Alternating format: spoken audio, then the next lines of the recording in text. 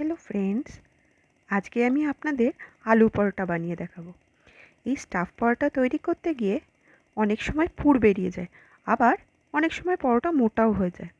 সেটা যাতে না হয় তার জন্য রয়েছে অনেক টিপস, তাই ভিডিওটা স্কিপ না করে প্রথম থেকে শেষ পর্যন্ত দেখুন। প্রথমে আমি 4টি মিডিয়াম সাইজের আলু খোসা ছাড়িয়ে বয়েল করে নিয়েছি, আর বয়েলটা আমি প্রেশার কুকারে না করে প্যানে করেছি। এতে করে আলু বেশি গলে যাওয়ার চান্স থাকে না।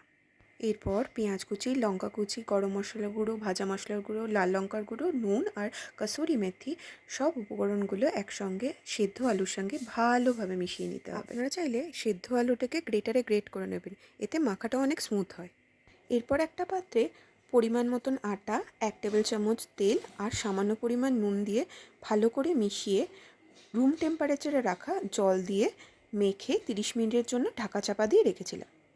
এরপর ওই আটা থেকে একটু বড় সাইজের লেচি কেটে একটা বাটির মতন তৈরি করব, ঠিক যেমন আমি এই ভিডিওটাতে দেখাচ্ছি, এবং তার মধ্যে পরিমাণ মতন আলুর পুর ভরে দেবো এবং মুখটাকে ভালোভাবে সিল করে দেবো যাতে পুরটা বেরিয়ে না আসে। এরপর পুর ভরা লেচিটাকে গুঁড়ো আটার সাহায্যে খুব হালকা হাতে বেলে নেব যাতে পুরটা বাইরে বেরিয়ে না যায়।